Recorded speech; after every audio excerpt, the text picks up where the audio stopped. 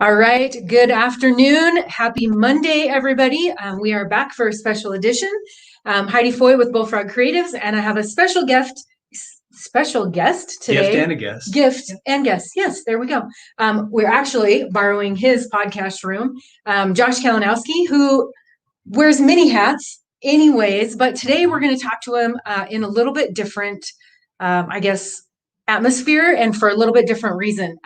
So a little bit of housekeeping before we go too far. We're doing something new today.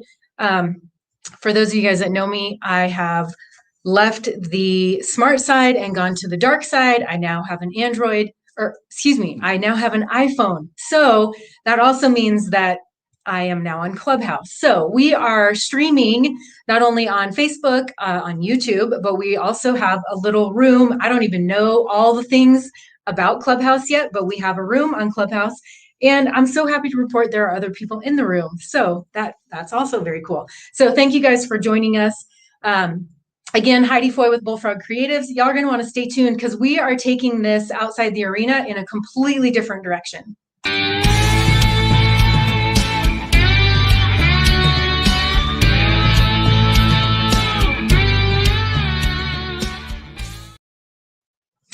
Okay, so thank you guys so much for tuning in. So normally we talk a lot about rodeo and college rodeo in particular, and alumni and NIRA and colleges and rodeo programs.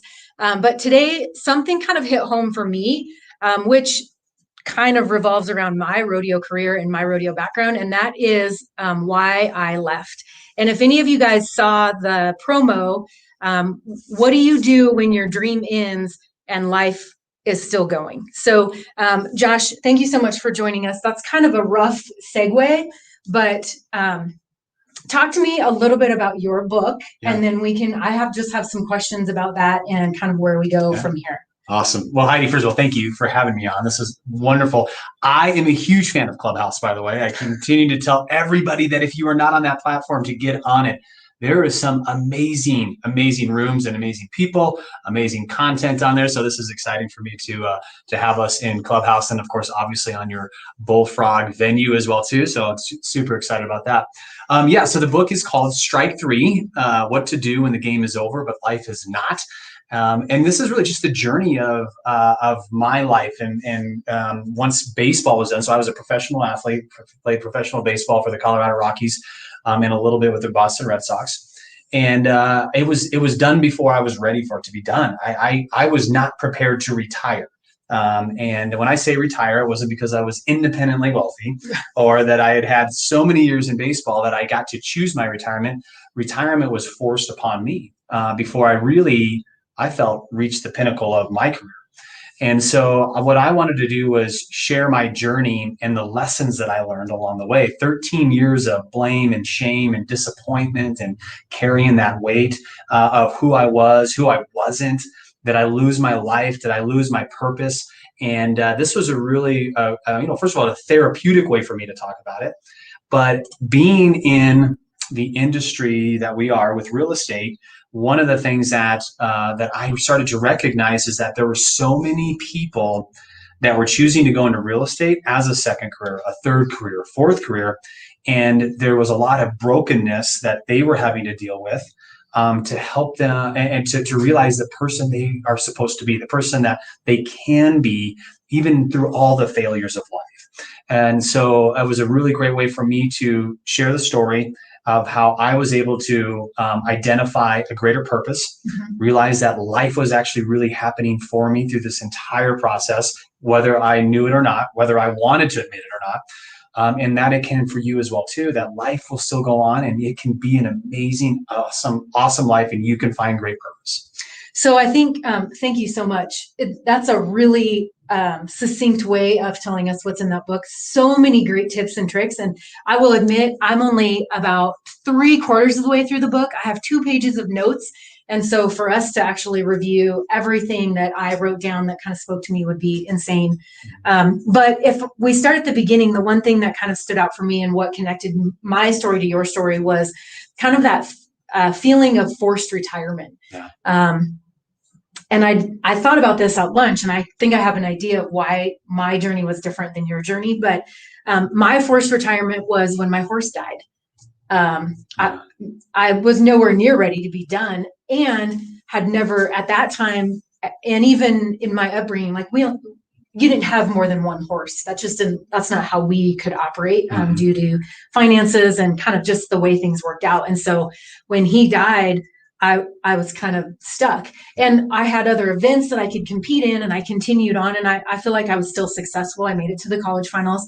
But I also, at the same time, like that was it for me. And I don't think that I ever really put it together that it was a forced retirement until you and I started talking in the last year about your experiences and what it's like to kind of have the rug pulled out from underneath you. Yeah. And it really got me thinking, rodeo is one of those sports that is, it's almost like, I feel like it's similar to your goal and your dream of playing professional baseball, and that like every child that grows up in the rodeo world wants to win that gold buckle. Yeah. And like, that's the dream. And what happens between when you realize that, I'm going to do this, and then you realize that, that time passed fast. I don't think I'm going to be able to do that now. Yeah.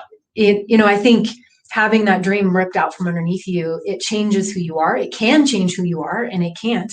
Or maybe it doesn't have that big of impact. But I think that so many things, so mainly that's kind of the connection to rodeo is that feeling. And I'm guessing, I'm going to go out on a limb just like you did in your book, that, you can't be the only one that has experienced this. And I don't feel like there's no way I'm the only one that has experienced it in the rodeo world as well. And especially being a woman in the rodeo world. And while doors are opening for women in the rodeo industry now, that hasn't always been the case. I mean, you could only tie goats and breakaway rope to a certain level, and then you were done.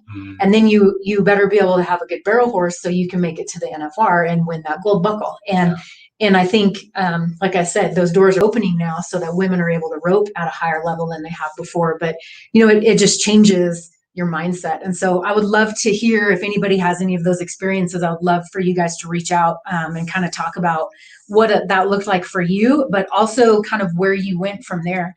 One of the other things, gosh, like I said, pages of notes. So one thing that really stood out for me was when you talked about greatness. When you're growing up, people tell you that, there's great, I told you, I tell my daughter every morning, there's greatness inside of you. It's up to you to figure out what that is and share it with the world. Yeah. And you kind of turned that around on me a little bit and made me think about, like, is that, what I feel like it's good to let her know that she's great, but what's your thinking on that? Sure. Yeah. Well, I think first of all, that's anything you can do to fulfill a greater thing in your children is awesome. And I think that your intentions were, of course, the best. I think one of the principles that we talk about in the book is identifying the fact that we all are unique. We all have uniqueness in us. And what ends up happening typically at an early age is that we get identified by a certain trait, a certain thing that we do really, really well, right? We're either really smart in school, or we're really talented in a sport. We're really talented in what you were talking about as well too. And then we take that uniqueness and then we turn it into some type of a greatness in our life, right? And I think that's obviously really, really important. One of the challenges that we run into is we naturally kind of defeat ourselves all the time, right? When we think of something that we're great in, we get paralyzed by it, because what do? We compare it to somebody else. We compare it to somebody else's greatness, and we will always fall short of the expectations of other people and what they have accomplished, right? Because we set high standards in our life. And so just this concept of saying, listen, I am unique, I am amazing, and how I can turn that uniqueness into my greatness is a really powerful, I think, opportunity for us as parents to help identify that in our children, but also for ourselves as well too. I could not tell you anything that I'm great at. I can tell you some things that I'm really unique at that I've actually been able to turn into some powerful things in my life, that I've turned into some really great things in my life. It's a lot easier for me to say uniqueness than it is for me to say greatness. Greatness feels really big. And I know we talked about this. The other thing I think is that we are our own worst critic. Right. And so when you start talking about, when somebody starts asking you, like, and now I think about it. I mean, if somebody were to tell me there's greatness inside of me, like I still feel like I'm looking for that greatness. Sure. I'm not really sure what it is. So I see that, like, I can see what kind of impact that might have on my child now too. But it's easy for me to look at other people and see their greatness. But just like you said, I don't know that I can compare what I do well, not Right. great, Yeah. to somebody else's greatness. So I think that's really, I don't know, it just goes to show you that in all of the trials and all the things that we go through, it relates back to, I mean, they're all kind of intertwined and interconnected. The other thing that I really liked, that I think is kind of poignant, is the 1%. We've talked about that. And I got to tell you, I'm really excited because we've been so blessed here at Coldwell Banker we've heard a lot of these things that are in this book in our office meetings. Yeah. And so I think to see more of the research and kind of behind the scenes information that you caught, just to bring that message to us, and now see it, a little bit deeper, a little bit more about those little things that we got snippets of. Right. I think it's awesome. So I would love to hear about the 1%. I think that we talked about this, I want to say like last fall, even, because I had some kind of misconceptions about expectations and that kind of stuff. And so, talk to us about that a little bit. Yeah, I will tell you, one of the most pivotal things in my life that changed is when I realized this 1% rule. And so in the book, we talk about this principle, and really what it is, as we grow up, okay, so let's go back to greatness, right? As we grow up, we've honed some skill, we've honed the uniqueness in us. And if our parents are doing a really good job, they're continuously fulfilling that in us, right? There's a continuous telling us how great we are and how unique and amazing we are. And so we start to think that we're actually a part of the 1%, right? We're like, we are so unique that nobody is like us. And we are, we've got a level of expectation that others have on us, but we also have on ourselves. But what I say in the book is I'm not talking about that 1% that is the separation from everybody else. What I'm talking more about is the fact is that when we take on our responsibility, as a mom, as a dad, husband, as a professional, however you want to look at it, when you take on that 100% responsibility, what ends up happening is we end up giving away some of that power to other people. So what I mean by that is that when I'm talking with my wife and I'm having that relationship with my wife, I will do something to foster our relationship. Right? I'll buy flowers, right? And I'll buy flowers to show my appreciation, but I want something in return, right? I want that gratification of knowing that it mattered to her. I want her to acknowledge me. I want her to fill my cup, right? Well, that's the 1% that we give and burden people with in our lives, of that I want you to recognize what I'm doing in your life so that you make me feel better. Right. And so when we can take that 1% back, when I can give selflessly to my wife the flowers with no expectation of any response, when I can have her throw away those flowers because they're the wrong ones and she doesn't like those type, I can be okay with it, knowing that I did it not for her to acknowledge me, but because of my appreciation for her, my love for her, right? So you just look at that across your life. Where are you giving up that power? Where are you burdening people with the expectation that they have to do something to fill your life with? And so when you can find that, this is where you take that joy back, by the way. This is where you can actually and look at your life and say, okay, I'm doing this 100% for myself in order for me to be the person that I want to be. And I'm going to show up, right? I'm going to show up as the dad that I want to be. I'm going to show up as the mom I want to be, with no expectations of them having to fill my cup. Man, when you do that 1% back or take it back, it is amazing, your outlook and your change on your life and the life that you're leading. Yes, absolutely. Thank you so much. So I realize this is a pretty big stretch from, I think, from what we normally talk about, but I also think it's really poignant. I was telling Josh this morning about, if any of y'all watched The American yesterday, and the kind of the trial to get to the American and the qualification and all that, that something insanely magical almost happened. And seeing those types of dreams, like actually being able to see something kind of be pulled right out from under someone, really got me thinking even more about the connection between this book and not just the beginning part, like when that dream is over, and you still have, like, there's other things that you still have to do, and how do you do that without being constantly reminded of that failure or the change or the thing, be it in a sport or a career or whatever. Like, how do you keep on going and how do you keep pushing forward? And so I think that one thing that I was pleasantly surprised about is how much you share about your journey. Not only, what happened in your baseball career, but also like some really personal stuff about how you got to where you made the decision that, that the book was necessary, not necessary, but probably part of your healing process, I would guess. And then also to move on, but then also that it's a tool that other people can use once they're going through that kind of process and that life change also. So I'm super interested in getting some feedback from you guys. I'm going to put up the website again.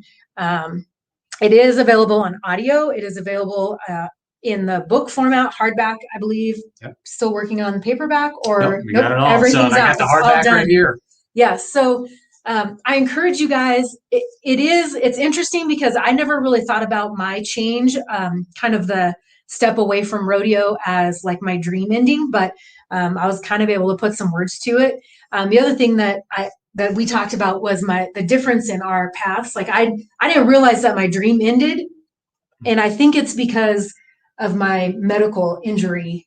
I never thought I was going to be able to ride horses again after I had back surgery. And so when I was able to, like, I got a few more years, and then after that, my horse died. And so I think that was the main difference. Like I felt like I was grateful to even be able to walk. That extra time. To get that extra time. And so I don't feel like I think that's why I didn't never feel like I was kind of jolted per se. So anyways, I'd be super interested to get some feedback from you guys. If you are interested in the book, please message me, or you can find Josh everywhere. He also does a podcast called The JK Experience.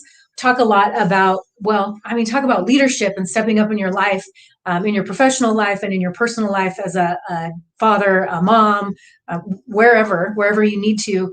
He definitely challenges you to do that. So I appreciate you guys tuning in. I realize that this wasn't the norm, but I also feel like there's a lot to be said about things that happen outside the arena. And this is one of them that perhaps if you're in college rodeo, you're probably not even at this level of adulting yet, which I'm not really sure we are either, to be honest with you. Let's be honest with that. Yeah. So thank you guys so much. Again, we will be back next week with another college. And as usual, we are constantly looking for topics and things to bring your way. So stay tuned. Thanks, guys.